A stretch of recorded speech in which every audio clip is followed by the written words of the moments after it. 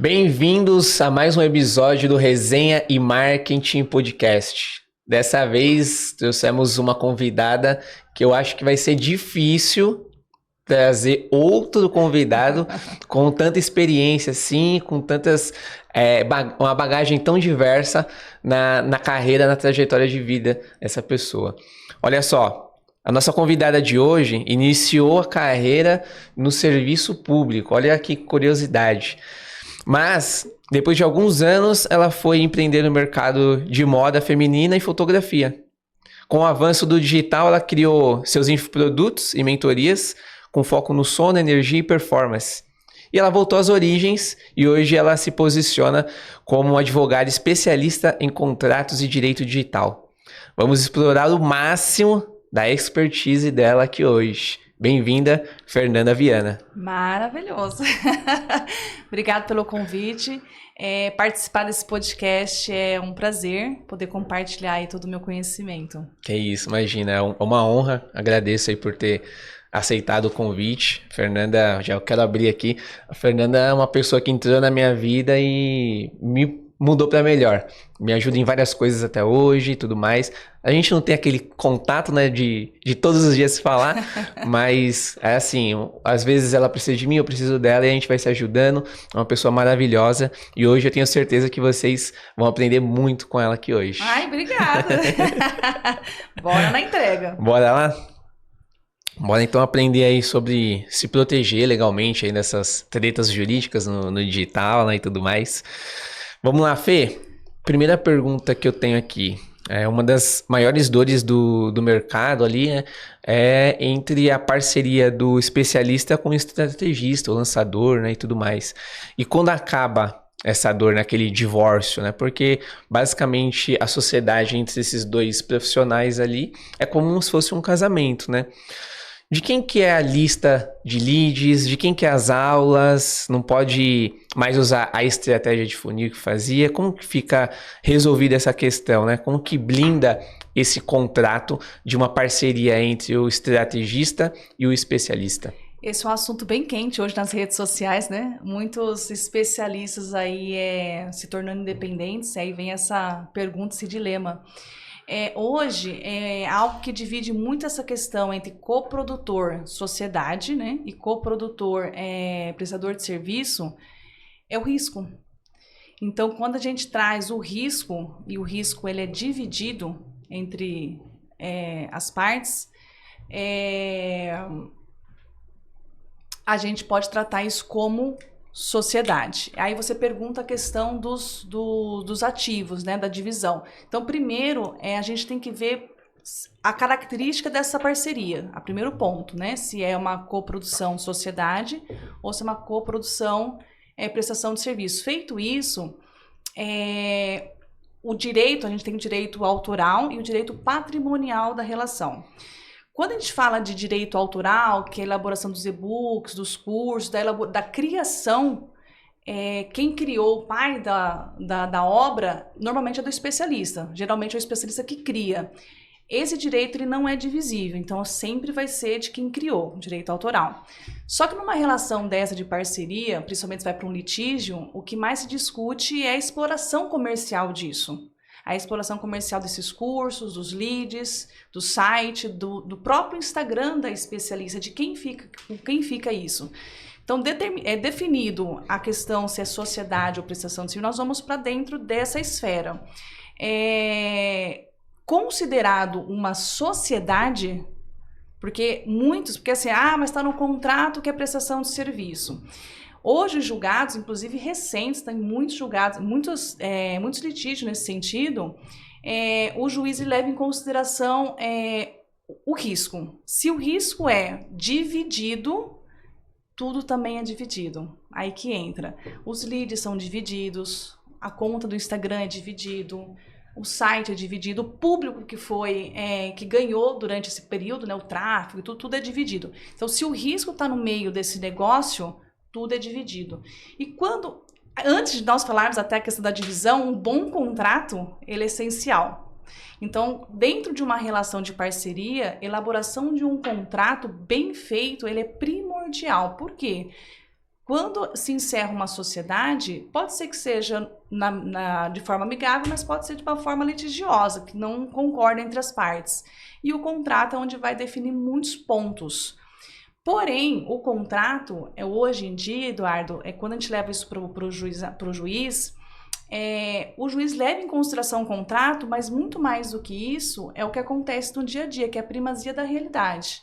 Então, hoje, muitas parcerias, tanto isso em questão trabalhista também, né? Tem as parcerias, não é coprodução, prestação de serviço, mas no dia a dia o juiz detecta que houve ali parceria de tudo, inclusive do risco, tem várias coisas, tipo tráfego, quem que paga as plataformas, quem que cria os conteúdos, então ele vai avaliar sempre quem fazia o que nessa parceria, mas o risco ele é determinante.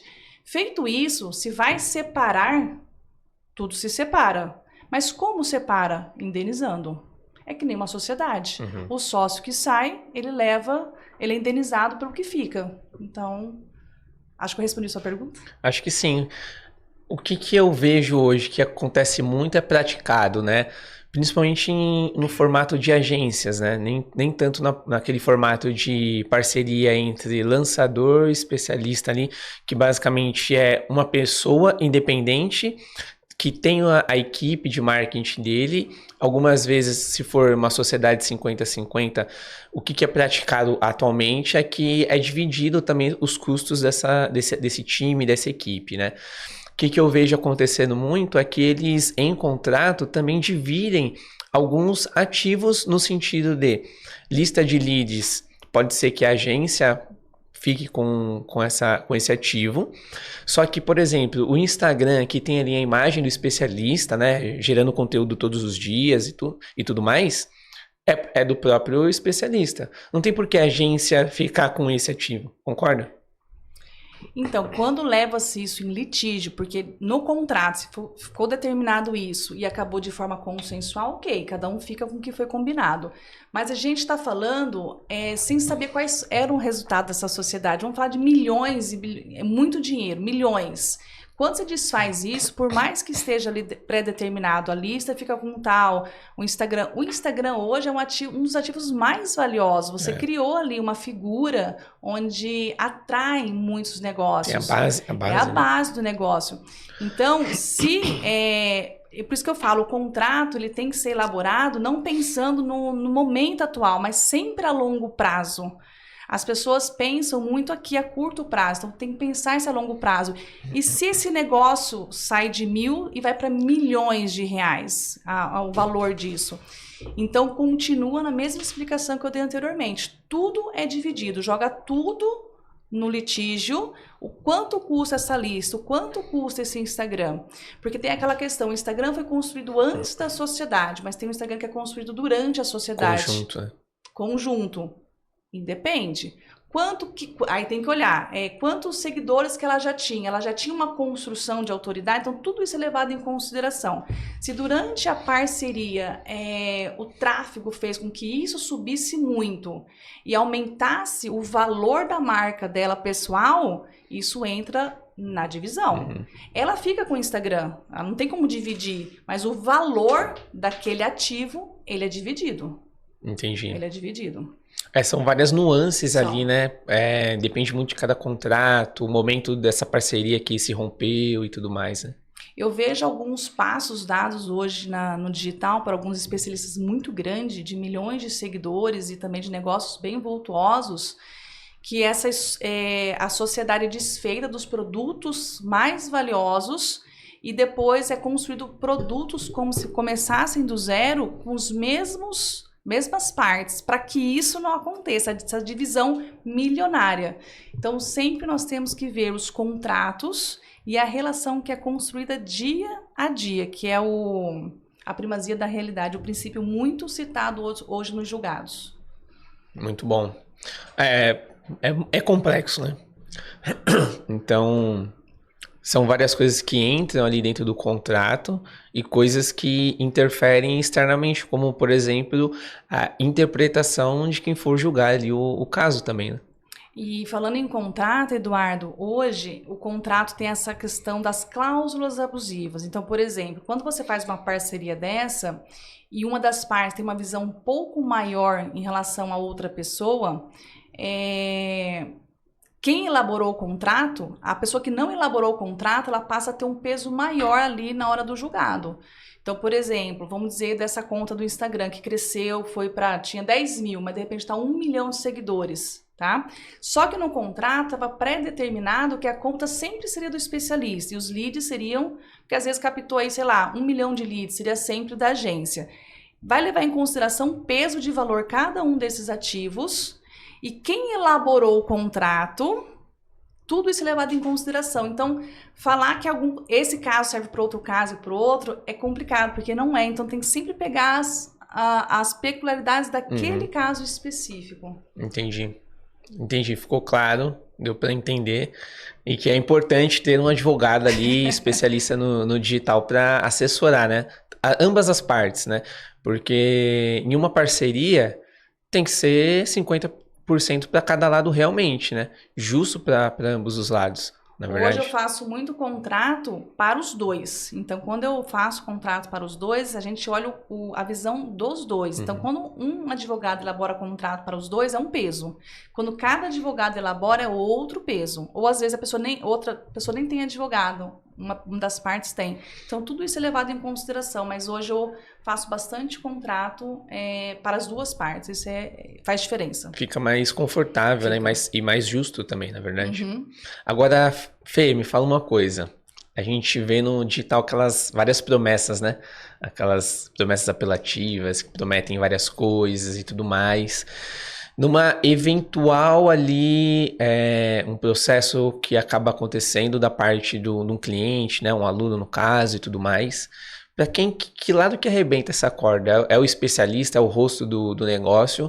Ou depende, o estrategista pode entrar nessa situação também, o lançador e tudo mais? É um assunto também com bastante peculiaridade. Se ambos se beneficiam com a venda desse produto, com a divulgação desse produto ou serviço, ambos respondem também pelo que foi dito, pelo que foi prometido, pelo que foi entregue ou não entregue. Então, tem que levar em consideração se o resultado dessa campanha, ambos se beneficiaram. Os dois são solidários. Então, a pessoa que se sentiu prejudicada, ela pode chamar os dois no processo, cobrar de qualquer um dos dois nessa relação. Mesmo que eu for só um prestador de serviço na questão ali desse bastidor dessa empresa no digital. É isso que eu falei. Esse prestador de serviço se beneficia de lucros, de divisão de lucros dentro dessas vendas? Se não, não. Se ele foi apenas um prestador de serviço, um contrato onde ele recebeu pontualmente por aquele serviço e não se vincula mais às vendas, é uma relação. Se ambos se beneficiam de forma progressiva sobre as vendas desse produto, sim. Eu falo isso porque parece que não existe, parece que existe a prestação. Você fez uma pergunta que é mais usual, né? O especialista contrata uma agência, a agência faz, ou a agência, ou o estrategista faz ali as copies do site, e de repente isso dá problema porque talvez o especialista não entregue. Quem responde por isso, né? Se a pessoa que elaborou tudo isso foi baseado nas informações do especialista, houve-se ali um contrato entre as partes, essa pessoa só recebeu e ponto, acabou aquela relação. Quem ganha com as vendas progressivas aqui é apenas o especialista, essa responsabilidade pode ser apenas de quem está se beneficiando com essas vendas. Mas hoje no mercado é muito comum que essas agências, as empresas, elas ganham também proporção sobre essas vendas. Normalmente eles entram como parceiros, para não cobrar um valor muito alto aqui, eles falam, vou te cobrar X, uma coisa meio simbólica, e a gente divide, eu pego tantos % dessa venda em cima dessa campanha. Nessa hora, a responsabilidade também é dividida. Entendi. Então, um contrato bem elaborado realmente vai fortalecer os pilares dessa empresa no digital, porque se for um contrato fraco ali, eu digo no contrato a nível de o cliente que contratou um serviço, por exemplo, de consultoria, de mentoria, o que for, e ali a empresa no digital entre si, E depois, quando a gente vai para essa parceria entre especialista e o bastidor ali, o responsável pelo marketing, então pode respingar em ambas as partes, né? Você focou agora no infoproduto, eu entendi. Eu estava Uhum. explicando a questão de venda, eu peguei mais a questão dos influenciadores vendendo produtos. Agora você focando na questão, o especialista divulgando, por exemplo, um curso. É isso que você está dizendo, né? Uma mentoria. E essa mentoria, vamos dizer que alguém aqui reclamou e não deu bom no resultado. Pode ser que ele esperava alguma coisa diferente. E o resultado não foi aquilo. Não foi o resultado que ele esperava, ou até mesmo que a gente vê acontecer muito, uma promessa muito forte, só que na realidade, na entrega daquele produto, daquele serviço, foi uma mentoria mais pro serviço, né? Não tem aquelas aulas gravadas. E aí acaba tendo essa divergência ali e parte para um processo e tudo mais. A logística é a mesma. Primeiro, é uma sociedade ou uma prestação de serviço? Uhum. Então, vamos colocar aqui. Essa coprodução é uma sociedade ou uma prestação de serviço? Se for uma sociedade, por mais que não esteja no papel, lembra que a gente vai levar para o juiz para definir se é uma sociedade ou não, aqui também é conjunto ou não. Então, tem que saber qual a relação dos bastidores para saber qual que é a responsabilidade, porque aqui é risco. É o risco, aquela hora a gente está falando de risco financeiro, né? Aqui é risco de prejuízo para o consumidor. Entendi, muito bom. Deu para entender mais a fundo agora essa nuance. Nesse caso, quando um cliente fica insatisfeito ali, ele parte para um processo. Ou seja, o pessoal do copywriter, das estratégias, ele tem que saber que ele também responde pela criação daquele conteúdo junto com o especialista, se ele for ali considerado um sócio. Então, ele também tem que cuidar muito dessa questão, conversar bastante com o especialista, entender aquele produto que ele entrega, porque ambos são responsáveis por aquele produto. Muito bom. Entendi. Agora, se a gente entrar mais no nível ali operacional, vamos supor, o que eu vejo muito acontecer, né, no mercado digital.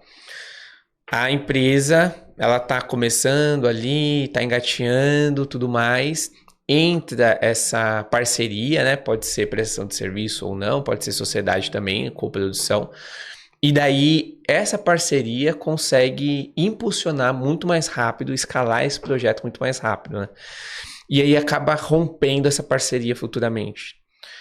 Amanhã, essa parte dos bastidores ali do marketing em si, ela pode assinar com um concorrente, por exemplo, usar as mesmas estratégias que estava usando, porque basicamente o bastidor domina a estratégia desse projeto. E aí, se eventualmente essa parceria ela é encerrada, eu posso fechar, por exemplo, com o concorrente, continuar usando essas mesmas estratégias, ou vai depender muito do contrato também? É sempre dependendo muito do contrato, mas só para eu entender, essa estratégia que alavancou esse especialista veio do estrategista. Sim. A pessoa tinha um resultado X, esse estrategista entrou, foi para 10X. Multiplicou, exato. Aí depois sai, ele pode continuar carregando isso? O contrato bem elaborado que vai estipular isso.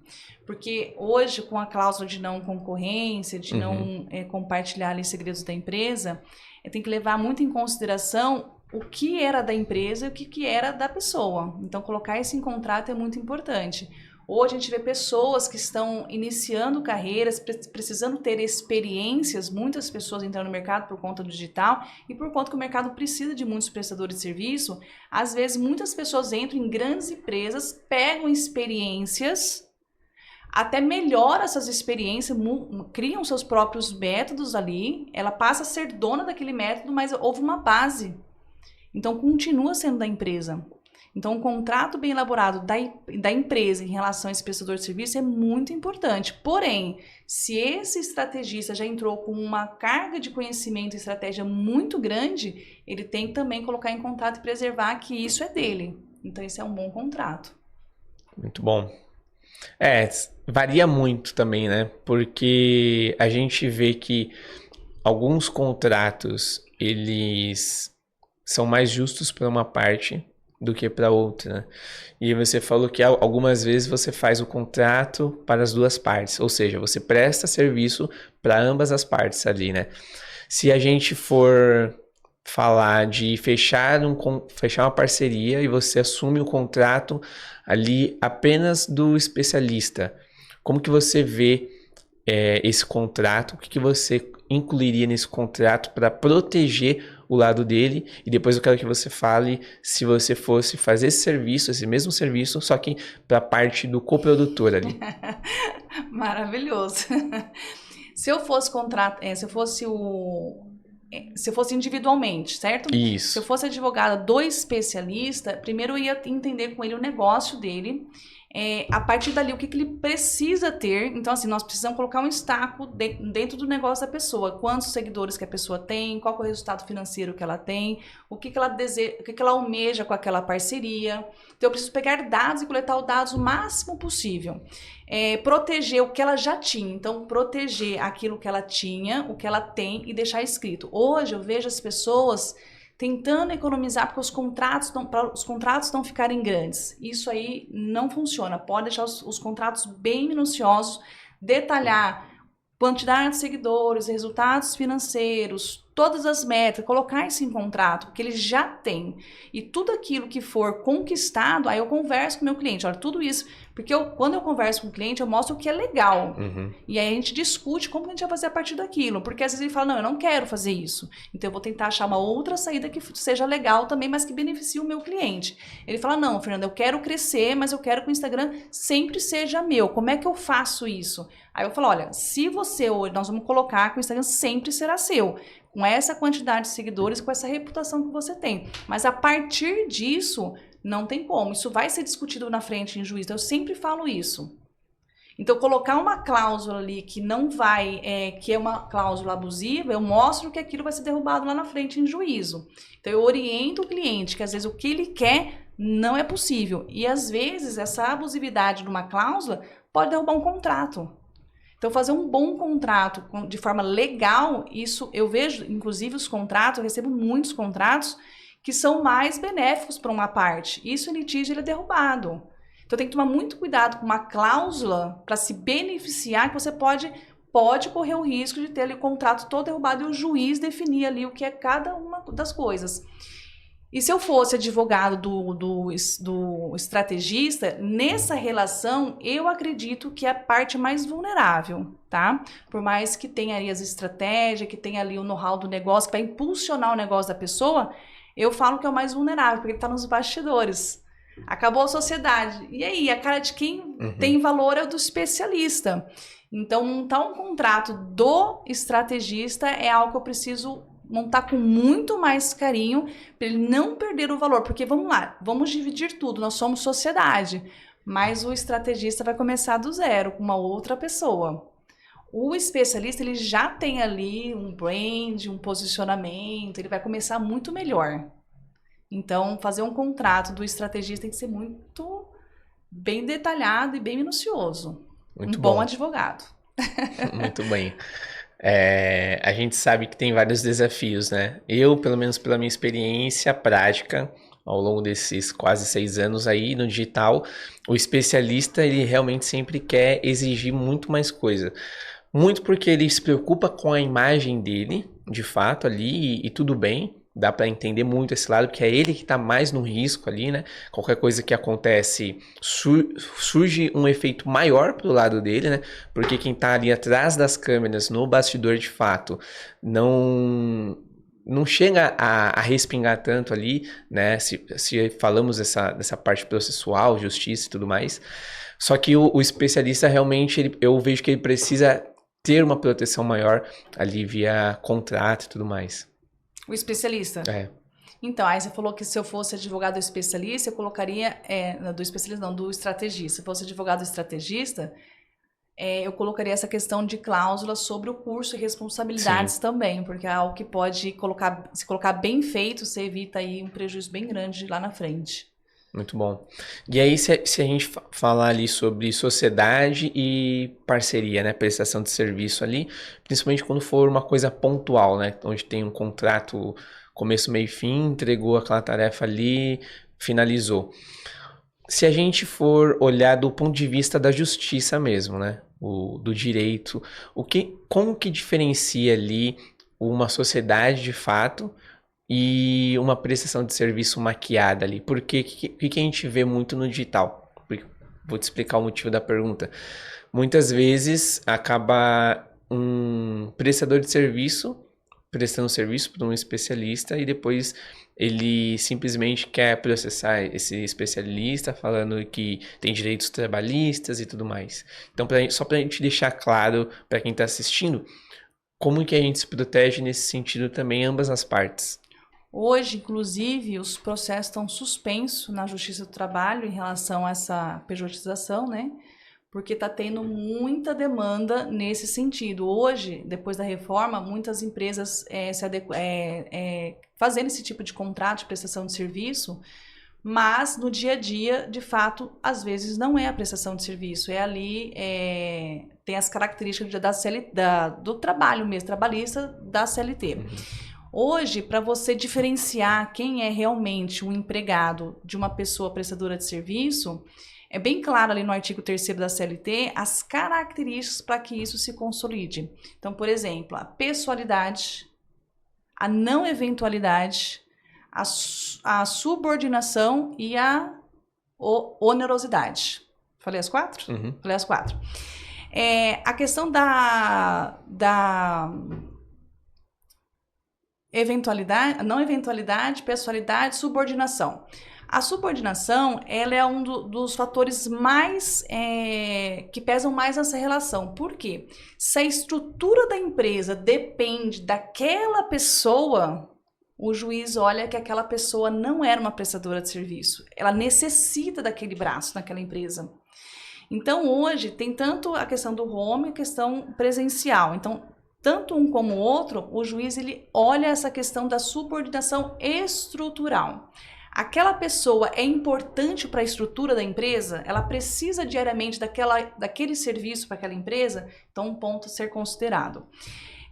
Outro ponto também que a gente traz muito na questão do direito do trabalho, hoje a primazia, eu já falei algumas vezes aqui da primazia da realidade, é o que acontece no dia a dia. A primazia da realidade é o que acontece no dia a dia. O juiz, claro, um contrato bem elaborado é fundamental. Só que hoje em dia as pessoas assinam aí quase que na maioria das vezes prestação de serviço. Uhum. Então o juiz vai deixar esse contrato de lado e hoje as testemunhas e as pessoas envolvidas, o que leva mais, que está sendo considerado de maior peso dentro das decisões do judiciário hoje. O juiz olha o comportamento, as respostas, as informações se conflitam, não conflitam. Então, por exemplo, as pessoas estão à sua volta, falam, não, todo dia chegava esse horário, precisava estar ali, tinha reunião, tinha que seguir ali uma lista de tarefas para executar. Então, tudo isso o juiz vai perguntando, a primeira coisa que ele pergunta é a questão de qual o serviço que ele realizava para a empresa, para ele já ir na questão da subordinação estrutural. Então, tudo que vai levar em consideração no resultado, se é um empregado, se é um prestador de serviço, é o que acontecia no dia a dia.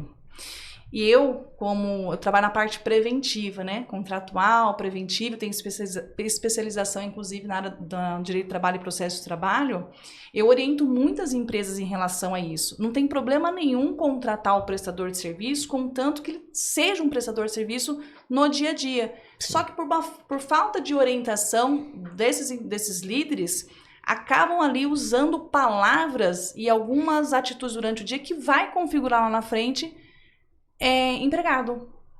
E às vezes não era a intenção da empresa. A intenção da empresa realmente era uma prestação de serviço pontual. Só que por não ter o conhecimento preventivo, alguém orientar essa pessoa, acaba usando palavras que, dito mais de uma vez, por várias vezes, fica na cabeça das pessoas em volta, do próprio colaborador, que ele era funcionário, ele não era. Então, para quebrar o que aconteceu ali dentro do judiciário, vai demandar muita energia do advogado e da empresa para provar que ele não era.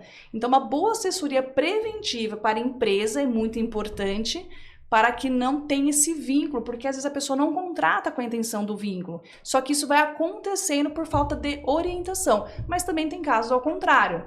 Tem empresas que contratam a prestação de serviço para burlar ali a questão das verbas trabalhistas, dos funcionários, e realmente é o empregado.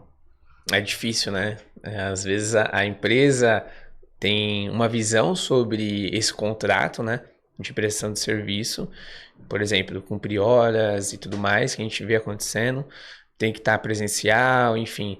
E do outro lado, o prestador de serviço, o profissional, ele acaba ficando refém, né? Porque muitas vezes ele não sabe das informações, né? Sim, por exemplo, a questão de cobrar horário. Se a empresa tem orientação que cobrar horário não é o correto e colocar estipulação, por exemplo, de produtividade e meta, pode ser que às vezes ele trabalhe até um pouco mais do horário, mas usou características diferentes na hora de cobrar ali a execução da tarefa. Por quê? Às vezes a pessoa leva até mais de 8 horas por dia para executar a tarefa, mas ele distribui da forma que ele deseja.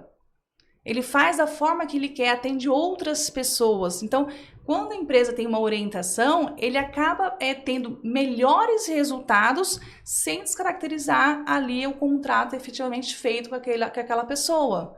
E os resultados são melhores.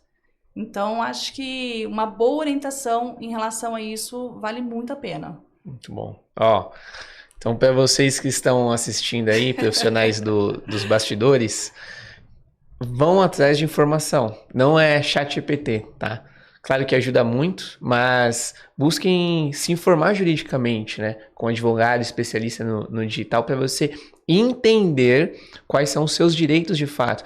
Não para que você processa uma empresa depois e tudo mais, ganha dinheiro ali. Não, muito pelo contrário, não tem essa visão.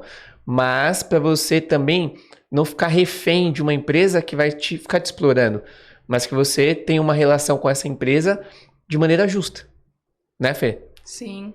E quando você fala a questão de ser justo, hoje meu filho presta serviço para algumas empresas também, tem contratos, eu que vejo os contratos. Tem muitas cláusulas ali abusivas, inclusive.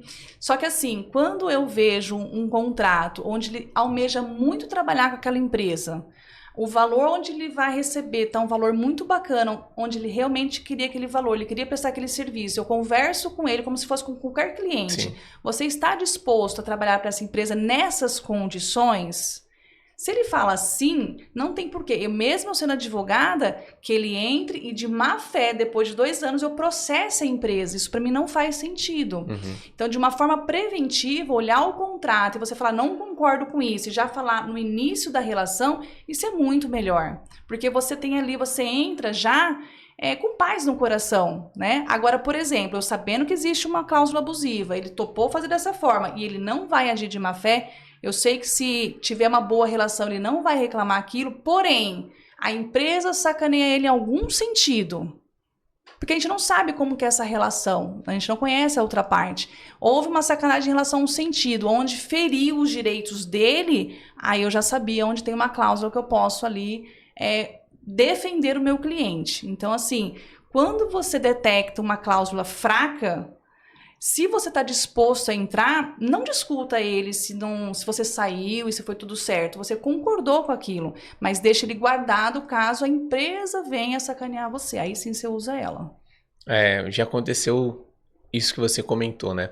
De eu ter uma proposta de uma empresa no digital, não posso falar o nome aqui, que é uma empresa muito grande, reconhecida no digital, mas eu analisei essa proposta, eu entendi que financeiramente o que eu tinha que entregar não era justo, não era válido para mim, só que por ser uma empresa referência no mercado digital e ser uma empresa grande, com um especialista muito reconhecido, top player aí do mercado, eu entendi que era válido para minha experiência e a minha visibilidade no mercado também. Então eu aceitei aquele contrato, naquelas cláusulas ali, para que eu ganhasse experiência, tivesse acesso a esse especialista, tivesse acesso à metodologia dele, só que também, de um outro lado, eu tinha que me doar mais, eu tinha que estar presencialmente, eu tinha que cumprir mais horas, era totalmente diferente. Então, por um lado, eu estava desconfortável com o contrato, com o que eu tinha que entregar, só que do outro eu estava recebendo muito.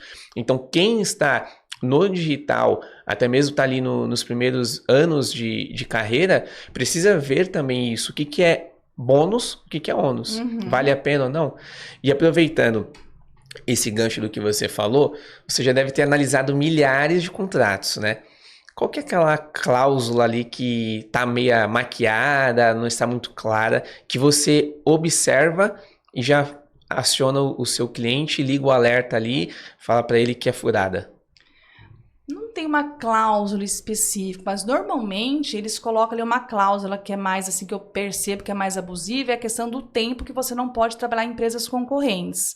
Então, essa cláusula, eu vejo que algumas empresas colocam um tempo aí que não é viável e generaliza muito o campo de atuação dessa pessoa para que ela não possa atuar na mesma área sob pena de multa e indenização por dano moral. Então, essa cláusula é uma cláusula que eu olho, eu oriento e peço mudança. Muito bom. Às vezes, principalmente o profissional, né?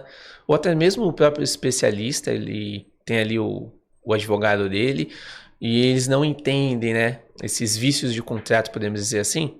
Vícios de contrato, Sim, né? sim. E ali fica meio obscuro, né? Pô, vou assinar isso daqui, não entendi muito bem e tudo mais. Então tem que observar detalhadamente ali esse contrato. Muitas vezes, acho que é muito do brasileiro isso, né? Não lê o que está assinando, né? Muitas das vezes acaba acontecendo isso. Então, aí naquela questão que eu falei pra você, na euforia de assinar, às vezes vai pra uma empresa que vai te dar um portfólio bacana, aí você fala, não, tá aqui dizendo que eu não posso por 2 anos, não, tudo bem, você passa batido numa cláusula dessa, aí lá na frente, que você já adquiriu uma experiência, tá mais maduro, você tá com outra visão de negócio, enfim, e você quer desfazer aquilo, aí tem aquela cláusula te impedindo por tanto tempo a atuação dentro daquela própria área. Então, que nem eu disse lá no começo, você olhar o contrato não pontualmente nesse momento, mas sempre a longo prazo. Então, cada cláusula que você for ler, agora eu vou dar dica para todo mundo.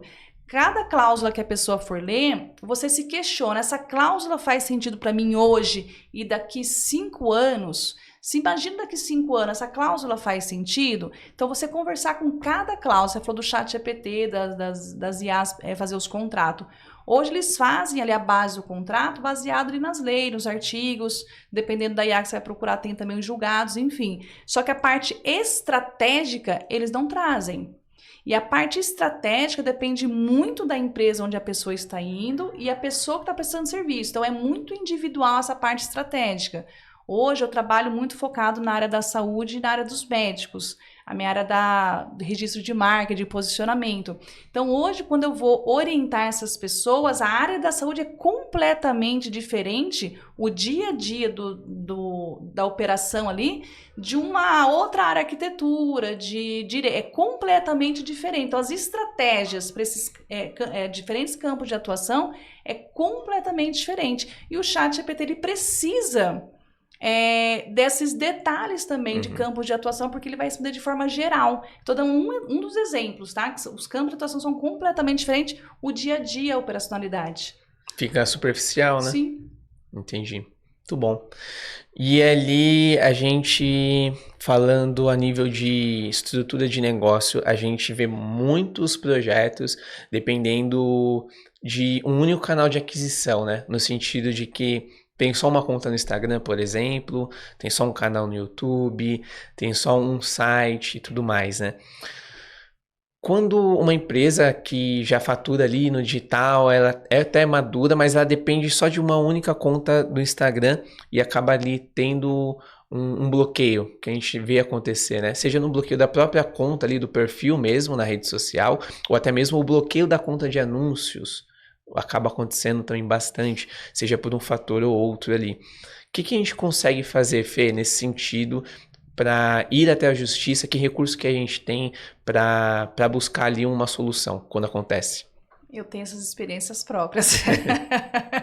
Você acordar e ver que tá tudo bloqueado, até mesmo a conta perdida, você entra em desespero. É de chorar, né? Você falando agora, fazendo a pergunta, comecei a elaborar na minha cabeça, assim, fui estruturando a pergunta, e se você comparar com o físico, era para ser praticamente a mesma coisa. Imagina a sua empresa recebe uma fiscalização e de repente manda tirar um equipamento ou fechar as portas por conta ali de alguma coisa no físico. Só que você recebe um papel, você recebe ali um porquê. Você tem um tempo ali para se defender, né? Quando vai um fiscal na tua empresa, ele manda, faz um auto de infração, você recebe, tem tantos dias para responder. Isso não acontece no digital. Isso precisa acontecer no digital. Essa estrutura eu montei na minha cabeça agora. O que acontece? Hoje, o que a Meta faz? Ele acorda e fala, não quero essa conta. Puf, tira. E você não fica sabendo o porquê disso. E você entra em desespero para você recuperar essa conta. Então, se você for comparar agora o que eu disse, isso não pode, isso é ilegal. Hoje, eu fui ver, inclusive, alguns julgados recentes em relação a isso, porque eu tive pessoas que tiveram suas contas perdidas comerciais, onde ganham dinheiro dia após dia, que a Meta simplesmente tirou. E eles não dão um fundamento, não dão um argumento para isso. E eles estão sendo, essas pessoas estão sendo indenizadas, esses empresários estão conseguindo indenização. Eu estou citando a Meta porque a Meta é uma das que mais bloqueia. O Google ele é mais tranquilo, né? Ele manda ali um aviso, eu nunca tive problema, mas a Meta ela é muito mais radical. Ela perde a sua conta e ponto, e acabou. Ela não te dá um aviso. O porquê. Às vezes você liga lá, eles não podem falar o porquê. Isso tem que ser mudado. Eu acho que já está acontecendo um movimento, porque esses últimos meses de abril tiveram muitas indenizações Meta em relação a empresários. Então tem sim, como especialista aqui dentro da área do digital, você notificar, pedir esse argumento, pedir para reativar sob pena de multa diária. Então, só que a gente não quer que isso aconteça. Então, é bom também as pessoas que estão dentro das plataformas digitais saberem qual é o seu limite também, porque tem coisas que você não pode dizer, tem coisas que você não pode postar. Então, você tem que saber os seus limites. Feito isso, aí você notifica. E às vezes você não vai saber o que é. Às vezes você infringiu, mas não sabe o que é. Você precisa saber o que é para você ter um momento de defesa. Então, ele precisa, tá? Você precisa notificar, precisa dar um tempo para você se defender. E depois, se ele considerar que realmente você infringiu, ele dá qual foi o que você infringiu. Aí, ok. Muito bom. E aí, falando sobre a sua especialidade ali, que é registro de marcas também e tudo mais, que também está dentro do direito digital, né? Fala um pouco do seu trabalho, Fê, nesse sentido. Quais são os principais erros que você vê ali acontecendo no sentido de registro de marca, ali, esses conflitos que acabam tendo? O que você comumente vê ali no seu dia a dia e como que você ajuda antecipadamente essas pessoas no sentido do registro de marca também? E depois, se eventualmente um profissional tem um problema, né? Como que você soluciona também? Existem várias camadas, eu vou entrar em todas elas aqui com você, porque são coisas que, inclusive, as pessoas estão falando bastante sobre registro de marca atualmente, porém ainda só se falam, mas as pessoas não estão efetivando por achar que de repente não é o momento, está começando o negócio agora, não quero investir nesse momento. Só que eu peguei os números da INPI, toda semana saiu uma revista sobre quem entrou com pedido de registro de marca, oposição, nulidade, enfim.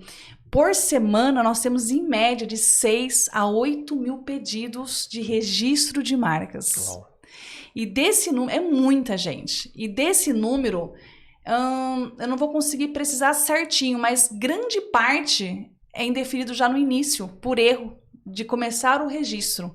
Não soube escolher a classe, faltou algum detalhe ali. Então, assim, as pessoas entram com... Muita gente entra, às vezes, registrando nomes comuns. Eu olhei ali para ver o nome, para dar um exemplo.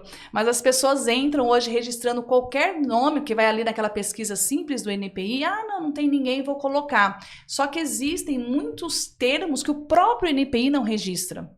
Então, as pessoas têm esse conhecimento já na entrada, vai evitar muito... vai evitar ali um desgaste da própria taxa do INPI. Mas hoje a questão voltando agora para as redes sociais. Hoje, com o digital, o ativo um dos mais preciosos, tem vários, mas um dos mais preciosos é a marca, é o nome do negócio. Sim. Para você se diferenciar no mercado, para você poder investir em marketing naquele nome, investir... As pessoas associarem aquela marca, aqueles princípios que você trouxe. Enfim, então a marca é um ativo muito valioso da marca. Então as pessoas, quando olham e ouvem eu falando isso, dá a entender que tem que ter muito resultado para ter esse conceito. Só que você tem que pensar a longo prazo. Porque se você, por exemplo, cria um nome e começa a usar, vamos dizer o seguinte, está começando a usar agora, aí você faz ali paga identidade visual, você paga para fazer uma LP, uma landing page, ou às vezes você faz um tráfego, você fica ali, por exemplo, 5, 6 meses investindo. Aí você recebe a notificação extrajudicial, que eu mais faço muito. Notificação extrajudicial, 5 dias para tirar sob pena de multa se não trocar o nome. Então você corre o risco de perder todo aquele investimento no seu negócio. E eu vejo que hoje o nome, ele é escolhido com uma coisa muito... faz parte disso. Você escolhe o nome com uma emoção junto. Uhum. E eu acho isso assim, além de você perder o investimento, tem toda a parte emotiva junto. Então, escolher um nome estratégico de início e antes de entrar com o registro, fazer essa busca mais detalhada e minuciosa, ele é muito importante. E eu falei de nome de empresa. E quando a pessoa não tem nome da empresa, o seu próprio nome civil, né? Fernanda Viana, Eduardo Carvalho. Quando a gente usa o nosso próprio nome civil, para os negócios, ele passa a ser uma marca também. Você está investindo ali valor para se posicionar nas redes sociais. Então, aquilo passa a ser um ativo. O seu nome civil passa a ser um ativo. Só que para o INPI, só é válido quem registrou primeiro. Então, hoje, por exemplo, grandes palestras, grandes congressos, para você poder palestrar, você precisa comprovar o registro de marca do seu nome. Você vai subir no palco, vai falar o seu nome. Porque imagina a situação agora, tá? Fática para vocês entenderem. Esse congresso começa a noticiar esse evento, sei lá, 3, 5 meses antes, às vezes, porque é muito grande. E aí vai tráfego, vai impresso, vai aquelas coisas grandes na própria cidade. E o nome dos participantes estão nessa divulgação. Imagina alguém que tem o nome registrado, vê esse nome ali e a pessoa pode associar a diferença ali, tipo, será que é uma pessoa, será que é outra? E aí você recebe o próprio evento recebe uma notificação extrajudicial para tirar o nome daquela pessoa, daquele monte de informativos da publicidade daquele evento. Então é um prejuízo muito grande para esse evento ter que tirar o nome daquela pessoa. Então, antes mesmo de confirmar as presenças, isso acontece em palco dos artistas, só quem tem registro de marca do próprio nome para subir nesses lugares. Então, tem que tomar muito cuidado, porque não é porque é nome civil que está na sua certidão de nascimento que ela é sua. Ele é seu dentro da sua vida pessoal, mas no mundo comercial de empresa, é quem registra primeiro. Muito bom. E é importantíssimo, né? Quem tem uma visão de marca pessoal que está muito em alta agora, né? E marca institucional também, a pessoa já ter consciência disso para ela se blindar antes e ela não ter um problema futuro, né? E aí, falando de uma situação nesse sentido da marca registrada, quando já ocorreu um conflito, ou seja, eu estou usando uma marca, tem outra marca com aquele nome registrado e tudo mais. Como que você soluciona isso? Como que você analisa o caso e tudo mais? Preciso de dados. Vamos lá. Essa empresa que já está registrada no mercado, quanto tempo que ela tem usando? Quando que ela entrou com registro? Essa pessoa que está com o mesmo nome para ser registrada, há quanto tempo que ela já atua com esse nome? Você quer me dar um exemplo mais fático? Vamos pôr aí, como a gente está falando de digital, né? Eu acredito que é muito recente. Coisas de, assim, papo de 6, 5 anos, por ali, né? Então, por exemplo, quando uma empresa ela já está no mercado, acontece muito, eu vejo julgados, inclusive, muitos nesse sentido, casa de carne, restaurantes, que tem muitos anos já usando esse nome, 5, 6, 10 anos usando, e só que não tem o registro de marca. E aí vem alguém e entra com esse registro novo, e passa-se aí nos 5, depois que tem ali o decênio concedido, entra com a notificação, pede para esse restaurante tirar o nome de 10, 15 anos. Foi esse exemplo? Foi essa questão que você falou? O que acontece? Nesse caso específico, dentro do litígio, o juiz vai analisar algumas questões. Quanto tempo essa marca está usando esse registro e há quanto tempo essa empresa também tem no mercado. Alguns casos, aí vai depender muito de detalhes, tá? Mas de forma geral, essa empresa que pediu o registro não consegue tirar essa de usar o nome. Porém, essa que talvez não consiga o registro. Tá. Então, existem 2 casos, tá? Já aconteceu um caso, por exemplo, de uma pousada, acho que ficou confuso o meu exemplo, aconteceu um caso de uma pousada que entrou com registro recente, tinha 6 meses de uso, porque os 6 meses faz diferença, tá? Esses 6 meses ele já estava sendo usado já de forma nos bastidores, já estava usando um Instagram, tinha nota fiscal, e depois entrou com registro depois de 6 meses. E essa empresa tinha 10, 15 anos. Essa empresa aqui pediu para essa aqui não registrar. Essa empresa pediu para essa não poder registrar. Ele entrou com uma nulidade pedindo o não registro dessa empresa. Nesse conflito, o juiz concedeu a marca para os 2. Não tendo exclusividade, pelo tempo de registro dessa e por essa ter entrado primeiro. Os nomes não eram completamente idênticos, por isso que eu falei que é dependente de caso, mas são parecidos e pode ter uma confusão sim. E não eram classes completamente idênticas, mas também o público era parecido. Então, assim, tudo é analisar caso a caso. Muito bom mesmo. Ficou bem claro essas situações, né? Desde o começo da entrevista do podcast, a gente está entendendo que é importantíssimo ter um contrato bem alinhado ali e, claro, esse contrato tem que ter ali uma descrição clara, né, das entregas de ambas as partes e que é importante também ter um advogado especialista assessorando essa empresa, essa marca, esse especialista, esse estrategista, porque se a gente não tem as informações, a gente precisa buscar auxílio de alguém. E nada mais justo, nada melhor que ter realmente um advogado especialista no direito digital para ajudar ali uma empresa que está hoje no digital, né? Com a minha visão preventiva, eu sempre oriento que sim, as pessoas têm que ter ali um advogado de confiança que vai orientar nesse sentido para evitar problemas no futuro. Então, eu sou muito do olhar preventivo, com certeza. Muito bom. Fê, quero agradecer demais você ter vindo aqui participar, ajudar quem está assistindo o podcast a entender mais quais são os seus direitos, como que ele pode se proteger e principalmente ter uma marca sólida e forte, que é o que a gente defende hoje no digital, né? De ter uma marca ali realmente que vai se perpetuar e vai criar um legado. Para a gente encerrar, a pergunta final, indica pra gente um nome para vir aqui, bater um papo conosco no Resenha Marketing e que o pessoal que está assistindo, acompanha a gente, vai gostar. Maravilhoso. 2 nomes? Pode ser.